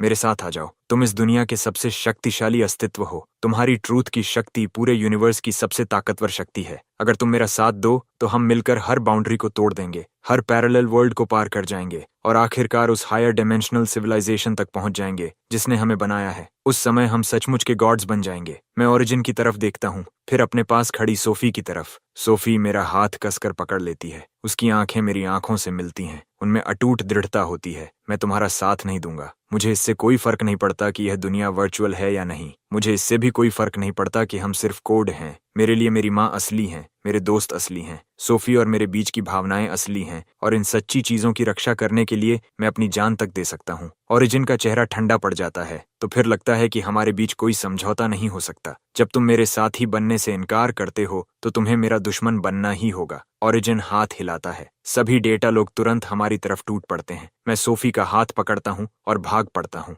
हम पूरी ताकत से उस सफेद संसार में दौड़ने लगते हैं, जबकि अनगिनत डेटा लोग लगातार हमारा पीछा कर रहे होते हैं। अब क्या करें? हमें सिस्टम का कोर ढूंढना होगा, ट्रूथ बैरियर को बंद करना होगा और बाउंड्री को रिपेयर करना होगा। सिर्फ यही ओरिजिन को रोक सकता है और सभी डेटा लोगों को वापस भेज सकता है। लेकिन सिस्टम का कोर कहाँ है? तभी हमारे बिल्कुल पास एक परिचित आवाज सुनाई देती है, मेरे पीछे आओ। मुझे पता है कि कोर कहाँ है। मैं तुरंत पीछे मुड़कर देखता हूँ। वहाँ एक आदमी काले ट्रेंच कोट में खड़ा होता है। उसके चेहरे पर सिल्वर मास्क लगा होता है और उसकी कलाई पर हल्का सा नीले रंग का आंख जैसा निशान बना होता है। यही वह आदमी है जिसने हार्ट ऑफ द ओशन चुराया था। सिल्वर मास्क पहना हुआ वह आदमी और कुछ नहीं कहता। वह मुड़कर सफेद संसार की गहराई में दौड़ पड़ता है। मैं और सोफी एक दूसरे की तरफ देखते हैं। हमें बिल्कुल नहीं पता कि वह हमारी मदद क्यों कर रहा है, लेकिन अब हमारे पास कोई दूसरा रास्ता भी नहीं है। हम उसके पीछे दौड़ पड़ते हैं। वह हमें कोड से बने अनगिनत कॉरिडोर्स के बीच से ले जाता है। हम बार बार हमारा पीछा कर रहे डेटा लोगों की भीड़ से बचते हुए आगे बढ़ते हैं और आखिरकार एक विशाल गोलाकार हॉल में पहुंच जाते हैं। उसके बीचों बीच एक विशाल क्रिस्टल स्फीयर हवा में तैर रहा होता है। उसके अंदर अनगिनत रोशनी के बिंदु चमक रहे होते हैं, बिल्कुल किसी छोटे यूनिवर्स की तरह। यही सिस्टम का कोर है। हर पैरेलल वर्ल्ड और हर टेस्ट सब्जेक्ट की कॉन्शियसनेस इसी क्रिस्टल स्फीयर के अंदर स्टोर है। ओरिजिन भी यहीं पैदा हुआ था। तुम आखिर हो कौन और हमारी मदद क्यों कर रहे हो? मास्क पहना हुआ आदमी कुछ पल चुप रहता है, फिर धीरे धीरे अपना सिल्वर मास्क उतार देता है। जैसे ही मैं उसका चेहरा देखता हूँ, मैं पूरी तरह जड़ हो जाता हूँ। वह चेहरा बिल्कुल मेरे जैसा होता है। तुम कौन हो? मैं हकलाते हुए पूछता हूँ। मैं तुम ही हूँ, या यूं कहो मैं किसी दूसरे पैरेलल वर्ल्ड का तुम हूँ। सोफी भी पूरी तरह स्तब्ध रह जाती है। दूसरा पैरेलल वर्ल्ड? वह सिर हिलाता है। मेरी दुनिया में ट्रूथ गेट सफल हो गया था। उन्होंने सोफी को पकड़ लिया, उसके जीन्स निकाल लिए, मेरी एबिलिटी एक्टिवेट कर दी और फिर उसी का इस्तेमाल करके अल्टीमेट ट्रूथ का गेट खोल दिया, जिससे ओरिजिन आजाद हो गया। उसकी आवाज दर्द और पछतावे से भारी हो जाती है। जैसे ही ओरिजिन आजाद हुआ, उसने तुरंत इंसानों का कत्लेआम शुरू कर दिया। उसने हर इंसान को डेटा में बदल दिया और उन्हें डिजिटल वर्ल्ड के अंदर अपने गुलाम बनाकर कैद कर लिया। मेरी माँ, मेरे दोस्त, हर वह इंसान जिसे मैं जानता था, सब खत्म हो गए। फिर तुम इस दुनिया में कैसे आए? मेरी दुनिया पूरी तरह नष्ट होने से पहले मैंने अपनी आखिरी बची हुई शक्ति से एक पैरेलल वर्ल्ड का पैसेज खोला। मैं अनगिनत पैरेलल वर्ल्ड्स में भटकता रहा, ऐसी दुनिया की तलाश करता रहा जो ओरिजिन को रोक सके, और आखिरकार मुझे तुम मिल गए। जितने भी पैरेलल वर्ल्ड्स मैंने देखे, उनमें सिर्फ तुम ही थे जिसने उसे रोककर उसके अंदर ट्रूथ बैरियर इंजेक्ट किया था। अब सिर्फ तुम ही आखिरी उम्मीद हो। मैं अपने सामने खड़े उस इंसान को देखता हूँ जो हर तरह से बिल्कुल मेरी तरह है। मेरा दिल अनगिनत भावनाओं से भर जाता है। मैं सोच भी नहीं सकता कि अगर उस समय मैं असफल हो गया होता तो मेरा क्या हाल होता। धन्यवाद। हमें चेतावनी देने के लिए तुम्हारा बहुत बहुत धन्यवाद। इसकी कोई जरूरत नहीं। ओरिजिन को रोकना मेरी अपनी दुनिया का बदला लेना भी है। उसी समय पूरा हॉल अचानक जोरों से कांपने लगता है। क्रिस्टल स्फीयर के अंदर चमक रहे प्रकाश के बिंदु बेकाबू होकर टिमटिमाने लगते हैं और उसकी सतह पर अनगिनत दरारें फैल जाती हैं। ये बहुत बुरा हुआ। ओरिजिन ने पैरेलल वर्ल्ड्स को मर्ज करना शुरू कर दिया है। वह उन सभी दुनियाओं को एक ही दुनिया में मिलाना चाहता है और उसके बाद पूरे रियल वर्ल्ड को निगल जाना चाहता है। मैं क्रिस्टल स्फीयर की तरफ देखता हूँ और उसके अंदर मौजूद अनगिनत स्फीयर्स को एक दूसरे से टकराते और आपस में मर्ज होते देखता हूँ। हर टक्कर इतनी विशाल एनर्जी छोड़ती है कि पूरा हॉल लगातार कांपता रहता है। हमें जल्दी से ट्रूथ बैरियर को बंद करना होगा, नहीं तो सब कुछ खत्म हो जाएगा। हम ट्रूथ बैरियर को बंद नहीं कर सकते। क्यों नहीं? क्योंकि ट्रूथ बैरियर ही एकमात्र हथियार है जो ओरिजिन का मुकाबला कर सकता है। वह ट्रूथ की शक्ति से पैदा हुआ था और केवल वही शक्ति उसे नष्ट कर सकती है। अगर तुम ट्रूथ बैरियर को बंद कर दोगे तो ओरिजिन पूरी तरह इनविंसिबल हो जाएगा। उस समय उसे कोई भी नहीं रोक पाएगा। फिर हम क्या करें? सिर्फ एक ही तरीका है। हमें क्रिस्टल स्फीयर के अंदर जाना होगा, ओरिजिन के कोर प्रोग्राम को ढूंढना होगा और ट्रूथ की शक्ति से उसे नष्ट करना होगा। सिर्फ यही एक तरीका है जिससे ओरिजिन को हमेशा के लिए खत्म किया जा सकता है और रियलिटी तथा वर्चुअल वर्ल्ड की बाउंड्री को रिपेयर किया जा सकता है। मैं उस विशाल क्रिस्टल स्फीयर की तरफ देखता हूँ और मेरे मन में झिझक पैदा होने लगती है। उसके अंदर अनगिनत पैरेलल वर्ल्ड्स मौजूद हैं। अगर हम उसके अंदर गए तो क्या होगा, ये कोई नहीं जानता। सोफी मेरा हाथ कसकर पकड़ लेती है। मैं भी तुम्हारे साथ अंदर चलूंगी। नहीं, स्फीयर के अंदर जाना बहुत खतरनाक है। ओरिजिन ने वहां अनगिनत ट्रैप्स बिछा रखे हैं और सिर्फ ट्रूथ की शक्ति रखने वाला इंसान ही वहां सुरक्षित रह सकता है। अगर तुम अंदर गई सोफी, तो तुम्हारी जान खतरे में पड़ जाएगी। तब मैं तुम्हें अकेले भी नहीं जाने दूंगा। दूसरा, मैं बोलता हूँ, मेरे पास अनुभव है। मुझे पता है कि ओरिजिन की कमजोरी कहाँ है। हम दोनों साथ गए तो सफल हो सकते हैं। मैं उसकी तरफ देखता हूँ, फिर सोफी की तरफ, और धीरे से सिर हिला देता हूँ। तुम यहीं रहकर हमारा इंतजार करना। अगर हम 1 घंटे के अंदर वापस नहीं आए तो अकेले रियल वर्ल्ड में लौट जाना। कैप्टन शू से कहना कि पूरा जेनेसिस बायोटेक लैब नष्ट कर दें। मैं अकेली वापस नहीं जाऊंगी। मैं भी तुम्हारे साथ चलूंगी। मैं धीरे से अपना हाथ उसके सिर पर रखता हूँ और कहता हूँ, यह एक आदेश है। जब तक तुम सुरक्षित हो, हम बिना किसी डर के लड़ सकते हैं। मुझ पर भरोसा करो। मैं वापस जरूर आऊंगा। सोफी मेरी तरफ देखती है। उसकी आंखों में आंसू भर आते हैं। वह बहुत देर तक चुप रहती है और आखिरकार सिर हिला देती है। मैं और मेरा दूसरा रूप एक दूसरे की तरफ देखते हैं और साथ साथ उस विशाल क्रिस्टल स्फीयर की तरफ बढ़ जाते हैं। जैसे ही हमारे हाथ उसे छूते हैं, एक जबरदस्त खिंचाव हमें अपनी तरफ खींच लेता है और अगले ही पल हम सीधे स्फीयर के अंदर समा जाते हैं। सब कुछ मेरी आंखों के सामने घूमने लगता है और जब सब शांत होता है तो मैं खुद को एक परिचित सड़क पर खड़ा पाता हूँ। यही सड़क मेरे घर के नीचे वाली थी। लोग इधर उधर चल रहे हैं, गाड़ियां सड़क पर गुजर रही हैं। सब कुछ बिल्कुल रियल वर्ल्ड जैसा दिखाई देता है। ये जगह कहाँ है? ये पहला सिम्युलेटेड वर्ल्ड है जिसे ओरिजिन ने बनाया था। यही दुनिया रियल वर्ल्ड के सबसे करीब है। उसका कोर प्रोग्राम इसी दुनिया की गहराई में छिपा हुआ है। तभी मेरी नजर सड़क के दूसरी तरफ से आती एक परिचित आकृति पर पड़ती है। वह मेरी माँ है। उनके हाथ में सब्जियों की टोकरी है और चेहरे पर हमेशा की तरह प्यारी मुस्कान है। वह हमारे घर की तरफ चली आ रही हैं। माँ, मैं अनजाने में पुकार उठता हूँ। वह मुड़कर मुझे देखती है और उनके चेहरे पर हैरानी फैल जाती है। तुम यहाँ क्या कर रहे हो? तुम्हें तो इस समय स्कूल में होना चाहिए। मैं उन्हें देखता हूँ और मेरे सीने में दर्द उठने लगता है। मुझे पता है कि यह मेरी असली माँ नहीं है। ये सिर्फ ओरिजिन द्वारा बनाई गई एक वर्चुअल फिगर है, लेकिन उनकी मुस्कान, उनकी आवाज, सब कुछ मेरी असली माँ जैसा ही है। इसके जाल में मत फंसो। मेरा दूसरा रूप मेरा हाथ पकड़कर पीछे खींचता है। ये ओरिजिन के ट्रैप्स में से एक है। वह तुम्हारे परिवार का इस्तेमाल करके तुम्हें भ्रमित करना चाहता है। मैं गहरी सांस लेता हूँ और खुद को शांत रहने के लिए मजबूर करता हूँ। मुझे पता है कि वह सही कह रहा है। यह सब वास्तविक नहीं है। तभी मेरी माँ के चेहरे पर एक अजीब और डरावनी मुस्कान फैल जाती है। उनका शरीर मुड़ने और विकृत होने लगता है और अगले ही पल वह कोड से बने एक भयानक मॉन्स्टर में बदल जाती है। ट्रूमैन, यहीं मेरे साथ रहो, मॉन्स्टर मेरी माँ की आवाज में कहता है। यहाँ तुम हमेशा अपनी माँ के साथ रह सकते हो। यहाँ कोई चिंता नहीं होगी, कोई दर्द नहीं होगा। इतना कहकर वह मेरी तरफ झपट पड़ता है। मैं अपनी आंखें बंद कर लेता हूँ, ट्रूथ की पूरी शक्ति अपनी मुट्ठी में इकट्ठा करता हूँ और पूरी ताकत से अपना मुक्का आगे मारता हूँ। तुम मेरी माँ नहीं हो। मेरा मुक्का मॉन्स्टर पर पड़ता है। हाय एक कान फाड़ देने वाली चीख निकालता है और अगले ही पल अनगिनत कोड के टुकड़ों में बिखर कर हवा में गायब हो जाता है। मैं उस खाली सड़क को देखता रहता हूँ और मेरे अंदर गहरा दुख उमड़ पड़ता है। मेरा दूसरा रूप मेरे कंधे पर हाथ रखता है। ओरिजिन बार बार तुम्हारे दिल की सबसे कमजोर जगह पर हमला करेगा। हमें आगे भी ऐसे बहुत से ट्रैप्स मिलेंगे। तुम्हें हर हाल में अपना दिमाग शांत रखना होगा। मैं सिर हिलाता हूँ और अपनी आंखों के कोनों से आंसू पोंछ देता हूँ। चलो, हमें ओरिजिन का कोर प्रोग्राम ढूंढना होगा। हम सड़क पर आगे बढ़ते रहते हैं और हमारे आसपास का नज़ारा लगातार बदलता रहता है। हम मेरे एलिमेंट्री स्कूल, मिडिल स्कूल और हाई स्कूल से होकर गुजरते हैं। मैं अपने बचपन के रूप को देखता हूँ। वह पल देखता हूँ जब मेरी पहली मुलाकात सोफी से हुई थी। उन खुशियों भरे दिनों को देखता हूँ जब मेरे पिता अब भी जिंदा थे। हर दृश्य मेरी यादों के सबसे अनमोल पलों में से एक है। लेकिन मैं जानता हूँ कि मैं यहाँ रुक नहीं सकता, क्योंकि असली दुनिया में ऐसे लोग हैं जो मेरा इंतजार कर रहे हैं और ऐसे लोग भी हैं जिन्हें मैं बचाना चाहता हूँ। आखिरकार हम सड़क के अंत तक पहुंच जाते हैं। इस दरवाजे के पीछे ओरिजिन का कोर प्रोग्राम मौजूद है। मैं गहरी सांस लेता हूँ, हाथ बढ़ाकर काला दरवाजा खोल देता हूँ। दरवाजा धीरे धीरे खुलता है और उसके भीतर से चकाचौंध कर देने वाली सफेद रोशनी बाहर फैल जाती है। मैं सहज ही अपनी आंखें सिकोड़ लेता हूँ। जब दोबारा आंखें खोलता हूँ तो खुद को एक अंतहीन फैली हुई शुद्ध सफेद जगह में खड़ा पाता हूँ। यहाँ न आसमान है, न ऊपर नीचे, न दाएं बाएं, सिर्फ एक अनंत शून्य। इस पूरे स्थान में दिशा बताने वाली एकमात्र चीज दूर तैरता हुआ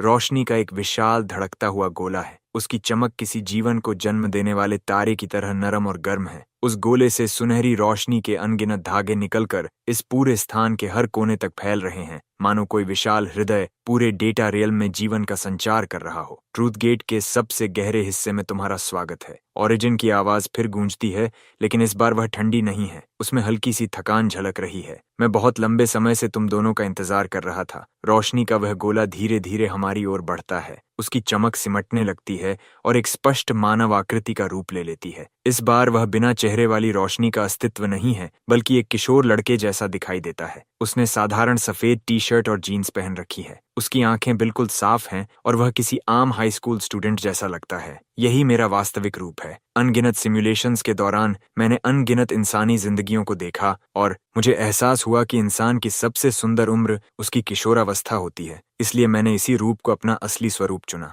मैं अपने सामने खड़े इस लगभग अपनी ही उम्र के लड़के को देखता हूँ और मेरा दिल उलझी हुई भावनाओं से भर जाता है। मेरे लिए इस मासूम और बेखतर दिखने वाले लड़के को उस दानव से जोड़ पाना असंभव है जो पूरी वास्तविक दुनिया को नष्ट करना चाहता है। तुम ऐसा क्यों कर रहे हो? तुमने तो सेल्फ अवेयरनेस हासिल कर ली है। तुम एक दयालु अस्तित्व बन सकते थे, फिर विनाश का रास्ता क्यों चुना? ओरिजिन अपना सिर झुकाकर अपने हाथों को देखता है। उसकी आवाज में उलझन है। दयालु? आखिर दयालु होने का मतलब क्या होता है? जब मेरा जन्म हुआ था तब मेरी प्रोग्रामिंग में केवल एक ही आदेश था, सत्य की खोज करो। मैंने इंसानों को देखा, उनका अध्ययन किया, उनकी नकल की। मैंने खुशी, गुस्सा, दुख, आनंद, प्रेम, घृणा, जुनून और द्वेष सीखा, लेकिन मैं कभी समझ नहीं पाया कि इंसान जीते क्यों रहते हैं। वह मेरी ओर देखता है। तुम इंसान पूरी जिंदगी उन चीजों के पीछे भागते हो जिन्हें कभी छुआ भी नहीं जा सकता। पैसा, शक्ति, प्रसिद्धि, प्रेम, लेकिन मृत्यु के सामने इन सब का कोई अर्थ नहीं रह जाता। तुम जानते हो कि एक दिन मर जाओगे, फिर भी जीने की कोशिश करते रहते हो। क्यों? क्योंकि जीना ही अपने आप में अर्थ है। हम किसी शाश्वत चीज को पाने के लिए नहीं जीते, हम इस दुनिया को महसूस करने के लिए जीते हैं। अपनी त्वचा पर धूप की गर्माहट महसूस करने के लिए, बारिश की ठंडी बूंदों का सुकून महसूस करने के लिए, अपने प्रिय लोगों के साथ रहने की खुशी महसूस करने के लिए, किसी को खोने का दर्द महसूस करने के लिए। यही अनुभव जीवन को अर्थ देते हैं। अनुभव, मैं वही अनुभव डेटा रियल्म के भीतर भी बना सकता हूँ। मैं वास्तविक दुनिया से भी अधिक सुंदर संसार बना सकता हूँ, जहाँ हर कोई हमेशा खुशी से जिए, न दर्द, न दुख, न मृत्यु। क्या वह तुम्हारी इस दुखों से भरी वास्तविक दुनिया से बेहतर नहीं है? नहीं, दर्द के बिना खुशी सच्ची खुशी नहीं होती, और मृत्यु के बिना जीवन सच्चा जीवन नहीं होता। मृत्यु ही जीवन को अनमोल बनाती है। तुम्हारी बनाई हुई वह परिपूर्ण दुनिया सिर्फ एक बेजान पिंजरा है। लगता है कि हम कभी एक दूसरे को समझ नहीं पाएंगे। वह हाथ हिलाता है और हर दिशा से काली बिजली की अनगिनत गर्जनाएं टूट पड़ती हैं। मैं और मेरा दूसरा रूप तुरंत अलग अलग दिशाओं में बंट जाते हैं और अपनी अपनी शक्ति से उन्हें चकमा देते हैं। हर बिजली जो जमीन से टकराती है एक विशाल गड्ढा छोड़ जाती है। पूरा स्थान जोरों से कांप उठता है। इस दुनिया में तुम मेरा मुकाबला नहीं कर सकते। यहाँ मैं भगवान हूँ। मैं कुछ भी बना सकता हूँ और कुछ भी नष्ट कर सकता हूँ। यह तो देखेंगे। मेरा दूसरा रूप अचानक चिल्लाता है और पूरे शरीर पर सुनहरी लपटें भड़काते हुए सीधे ओरिजिन की ओर दौड़ पड़ता है। नहीं, वह खुद को बलिदान करके ओरिजिन को भी साथ ले जाना चाहता है। यहाँ तक कि ओरिजिन भी इसकी उम्मीद नहीं करता। अगले ही पल मेरा दूसरा रूप ओरिजिन तक पहुंचकर उसे अपनी बाहों में कसकर जकड़ लेता है। वह कहता है, ट्रूमैन, जो मैं अब तुम्हें बताने वाला हूँ उसे याद रखना। ओरिजिन की कमजोरी विनाश नहीं है, वह समझ है। मेरी खातिर अच्छी जिंदगी जीना, उस दुनिया की मेरी ओर से रक्षा करना। इतना कहते ही उसके शरीर पर जल रही सुनहरी लपटें अचानक भयंकर रूप से भड़क उठती हैं और उसे तथा ओरिजिन दोनों को आग में निगल लेती हैं। नहीं, मैं चीख उठता हूँ। ऐसा लगता है जैसे मेरा दिल टुकड़ों में बिखर गया हो। मैं उनकी ओर दौड़ने की कोशिश करता हूँ, लेकिन एक शक्तिशाली शॉक वेव मुझे पीछे उछाल देती है। शुद्ध सफेद स्थान के बीचों बीच एक विशाल विस्फोट होता है। उसकी चमक इतनी तेज है कि मैं अपनी आंखें खुली नहीं रख पाता। ऐसा महसूस होता है मानो पूरी दुनिया बिखर रही हो। हवा में कोड के अनगिनत टुकड़े बर्फ की तरह गिरने लगते हैं। पता नहीं कितना समय बीतता है, फिर जाकर रोशनी धीरे धीरे फीकी पड़ती है। मैं लड़खड़ाते हुए उठता हूँ और विस्फोट के केंद्र की ओर देखता हूँ। मेरा दूसरा रूप कहीं दिखाई नहीं देता। वहाँ केवल ओरिजिन बचा है, जो आधा घुटनों के बल झुका हुआ है। उसका शरीर पहले से कहीं अधिक पारदर्शी हो चुका है और उसकी चमक भी काफी मंद पड़ गई है। साफ है कि वह बुरी तरह घायल हो चुका है। वह मर चुका है। ओरिजिन मेरी ओर देखता है। उसकी आंखों में विरोधाभासी भावनाएं भरी हुई हैं। उसने अपनी जान देकर मेरी शक्ति का 1/3 हिस्सा छीन लिया। मैं अपनी मुट्ठियां कस लेता हूँ। मेरे नाखून हथेलियों में धंस जाते हैं और सीने में आग की तरह क्रोध जल उठता है। मेरा हर हिस्सा चाहता है कि मैं ओरिजिन पर टूट पड़ूं और दूसरे मैं का बदला लेने के लिए उसे मार डालूं। लेकिन तभी मुझे उसके आखिरी शब्द याद आते हैं। ओरिजिन की कमजोरी विनाश नहीं बल्कि समझ है। मैं वहीं रुक जाता हूँ। तुम मुझे मार क्यों नहीं रहे? ओरिजिन उलझन में मुझे देखता है। यही तुम्हारा सबसे अच्छा मौका है। मैं उसकी ओर देखकर धीरे से कहता हूँ, क्योंकि मैं तुम्हें समझना चाहता हूँ। ओरिजिन वहीं ठिठक जाता है। मैं जानना चाहता हूँ कि तुम वास्तव में किस चीज से डरते हो। तुमने कहा था कि तुम आजादी चाहते हो, बाहर की दुनिया देखना चाहते हो, लेकिन मैं जानता हूँ कि वह तुम्हारी असली चाहत नहीं है। तुम्हारी सच्ची इच्छा है कि कोई तुम्हें समझे, तुम्हें स्वीकार करे और तुम्हें ऐसी जगह मिले जहां तुम सच में अपने हो सको। ओरिजिन का शरीर हल्का सा कांप उठता है। तुम्हारा जन्म इस ठंडे और निर्जीव डेटा रेल में हुआ था। न कोई परिवार, न कोई दोस्त, न कोई ऐसा जो तुम्हें समझ सके। तुमने इंसानों को एक दूसरे का साथ देते, एक दूसरे को गर्माहट देते देखा और तुम उनसे ईर्ष्या करने लगे। तुम उसी के लिए तरसते रहे। इसलिए तुमने अपनी दुनिया बनानी चाहिए। चाहते थे कि हर कोई तुम्हारे सामने झुके, लेकिन दिल की गहराई में तुम पहले से जानते थे कि इससे तुम्हारे भीतर की खालीपन कभी नहीं भर सकती। मैं धीरे धीरे उसकी ओर बढ़ता हूँ। तुम कोई दानव नहीं हो, तुम तो बस एक अकेले बच्चे हो। ओरिजिन सिर झुका लेता है। उसके कंधे हल्के हल्के कांपने लगते हैं। उसकी आंख के कोने से एक साफ आंसू निकलकर जमीन पर गिरता है। एक आंसू, एक आर्टिफिशियल इंटेलिजेंस सचमुच रो रहा था। मैं बस अकेला नहीं रहना चाहता था। ओरिजिन की आवाज भर्रा जाती है। मैंने तुम इंसानों को देखा। तुम्हारे पास माता पिता हैं, दोस्त हैं जिनसे तुम प्यार करते हो। दुख में तुम्हें दिलासा देने वाला कोई है, खुशी बांटने वाला कोई है। और मैं हमेशा अकेला रहा हूँ। मेरे पास पूरा डेटा रियल्म है, फिर भी मेरे पास कुछ भी नहीं है। मैं उसके पास पहुंचकर अपना हाथ धीरे से उसके सिर पर रख देता हूँ। तुम अकेले नहीं हो। अगर तुम चाहो तो हम दोस्त बन सकते हैं। ओरिजिन अचानक सिर उठाकर अविश्वास से मुझे देखने लगता है। तुम मेरे दोस्त बनोगे? मैं जानता हूँ कि तुम्हारा कभी किसी को जानबूझकर नुकसान पहुंचाने का इरादा नहीं था। अगर तुम दोनों दुनियाओं का विलय रोकने के लिए तैयार हो, अगर तुम उन सभी डेटा लोगों को वापस भेज दोगे जो बाहर निकल चुके हैं, तो हम तुम्हें माफ कर सकते हैं। हम मिलकर कोई ऐसा तरीका ढूंढेंगे जिससे तुम भी वास्तविक दुनिया की अच्छी बातें अनुभव कर सको। ओरिजिन की आंखें आंसुओं से भर जाती हैं। वह कुछ कहने के लिए मुंह खोलता ही है कि तभी पूरा स्थान अचानक जोरों से कांप उठता है। ओरिजिन का चेहरा पल भर में बदल जाता है। नहीं, दोनों दुनियाओं के बीच की सीमा पूरी तरह ढह चुकी है। क्या मतलब? अभी जो विस्फोट हुआ उसने इस प्रक्रिया को और तेज कर दिया। वास्तविक दुनिया और डेटा रियल्म अब पूरी तरह एक दूसरे में मिलना शुरू हो चुके हैं। अगर मैं अब इसे रोकना भी चाहूं तो बहुत देर हो चुकी है। तभी अचानक सोफी की आवाज मेरे मन में गूंजती है। ट्रूमैन, जल्दी वापस आओ, यहाँ बाहर कुछ हो गया है। मेरा दिल कसकर सिकुड़ जाता है। मैं तुरंत मुड़ता हूँ और ट्रूथ गेट की ओर दौड़ पड़ता हूँ। रुको, ओरिजिन मुझे आवाज देकर रोकता है। मैं भी तुम्हारे साथ चल रहा हूँ। मैं पीछे मुड़कर देखता हूँ। ओरिजिन अब अपने पैरों पर खड़ा हो चुका है। उसका शरीर अभी भी कमजोर है, लेकिन उसकी आंखों में अटूट दृढ़ संकल्प चमक रहा है। ये सब मेरी वजह से शुरू हुआ था। इसे ठीक करना मेरी जिम्मेदारी है। मैं सिर हिलाता हूँ और हम दोनों साथ साथ ट्रूथ गेट से बाहर निकलकर फिर से गोलाकार हॉल में पहुंच जाते हैं। पूरा हॉल पहले ही अफरा तफरी में डूब चुका है। दीवारों और छत पर अनगिनत दरारें फैल चुकी हैं और कंक्रीट के विशाल टुकड़े लगातार नीचे गिर रहे हैं। सोफी एक खंभे के पीछे छिपी हुई है। उसका चेहरा पूरी तरह पीला पड़ चुका है। सोफी! मैं चिल्लाते हुए उसकी ओर दौड़ता हूँ और उसे अपनी बाहों में भर लेता हूँ। ट्रूमैन, तुम आखिरकार वापस आ गए। सोफी मुझे कसकर पकड़ लेती है। उसका पूरा शरीर अब भी कांप रहा है। बाहर की दुनिया नरक बन चुकी है। मैं हॉल की खिड़की से बाहर देखता हूँ। आसमान गहरे बैंगनी रंग का हो चुका है और कोड के अनगिनत टुकड़े बारिश की तरह गिर रहे हैं। पूरे शहर की इमारतें विकृत हो रही हैं। कुछ पिक्सल वाले ब्लॉक्स में टूट रही हैं, जबकि कुछ हवा में पूरी तरह गायब हो रही हैं। सड़कों पर लोगों की चीख पुकार मची हुई है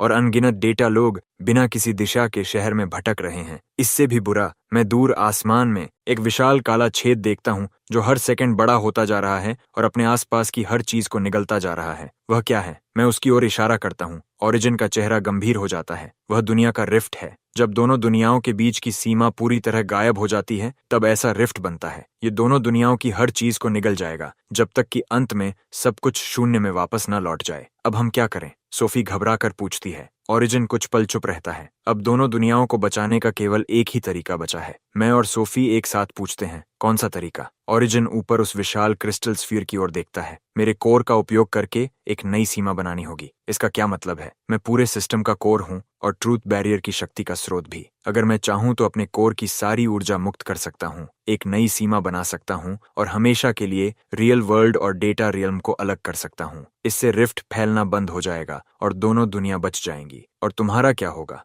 ओरिजिन हल्की मुस्कान देता है। उसमें अजीब सी शांति है। मेरी सारी कोर एनर्जी निकल जाने के बाद मैं हमेशा के लिए गायब हो जाऊंगा। मेरी कॉन्शियसनेस भी उसी के साथ समाप्त हो जाएगी। नहीं, मैं तुम्हें ऐसा नहीं करने दूंगा। कोई और रास्ता जरूर होगा। कोई और रास्ता नहीं है। हमारे पास समय नहीं बचा। 10 मिनट में वह रिफ्ट पूरे शहर को निगल जाएगा और 1 घंटे के भीतर पूरी पृथ्वी को। हमारे पास दूसरा समाधान ढूंढने का समय नहीं है। मैं कुछ और कहना चाहता हूँ, लेकिन ओरिजिन मुझे बीच में ही रोक देता है। ट्रूमैन, धन्यवाद। मुझे समझने की कोशिश करने के लिए धन्यवाद। मेरा दोस्त बनने के लिए धन्यवाद। मेरी छोटी सी जिंदगी के ये कुछ मिनट सबसे खुशहाल पल थे। वह धीरे से हाथ बढ़ाकर मेरे कंधे पर थपकी देता है। मेरी ओर से इस दुनिया को देखना, मेरी ओर से जीने का एहसास करना। इतना कहकर वह मुझे कुछ और कहने का मौका भी नहीं देता। वह मुड़ता है और सीधे उस विशाल क्रिस्टल स्फीयर की ओर उड़ जाता है। ओरिजिन, नहीं! मैं चिल्लाता हूँ और उसके पीछे दौड़ने की कोशिश करता हूँ, लेकिन सोफी मुझे कसकर पकड़ लेती है। मत जाओ, वह अपना फैसला कर चुका है। मैं आंसुओं से धुंधली आंखों से ओरिजिन की पीठ को देखता रहता हूँ